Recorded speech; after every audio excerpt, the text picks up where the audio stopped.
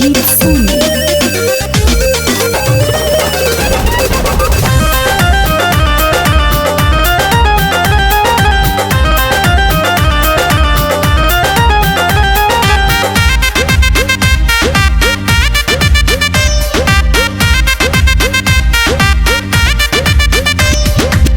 करे ना राजा हमार तनिको आराम हो, हरदम लागल रहे सुबह या शाम हो। करे ना राजा हमार तनिको आराम हो, हरदम लागल रहे सुबह या शाम हो।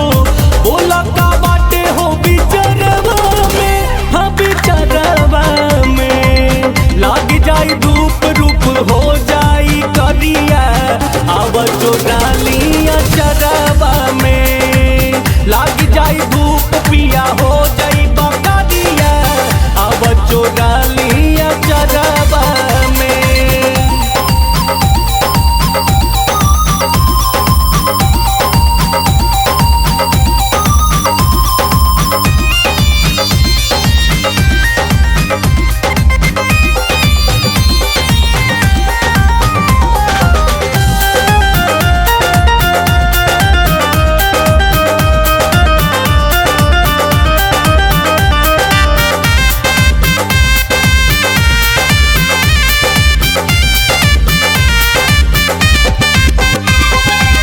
हाई तोहार हो ऐ मल्लिकार हो, भीतर से उठे लाल हरिया।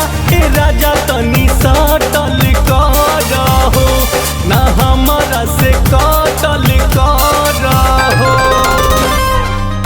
हाई तोहार हो ऐ मल्लिकार हो, भीतर से उठे लाल हरिया।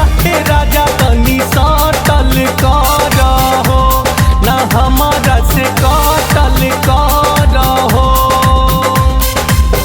अब न साटल का जहरावा में लाग जाई धूप रूप हो जाई करिया। अब चोरालिया चरवा में लाग जाई धूप पिया हो जाई बकरिया। अब चोरालिया चरवा में।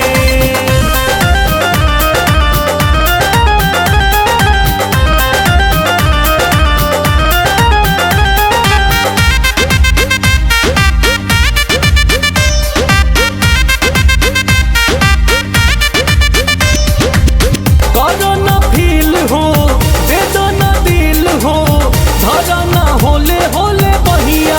विपिन कुछ कहल कर हो, बजरवे में रहल कर हो। करो ना फील हो, दे दो ना दिल हो, धरो ना होले होले बहिया। विपिन कुछ कहल कर हो, बजरवे में रहल कर हो। ताकन प्यार के बदरवा में लाग जाई धूप रूप हो जाई करिया। अब चोरालिया चरवा में लाग जाई धूप पिया हो जाई बकरिया। अब चोरालिया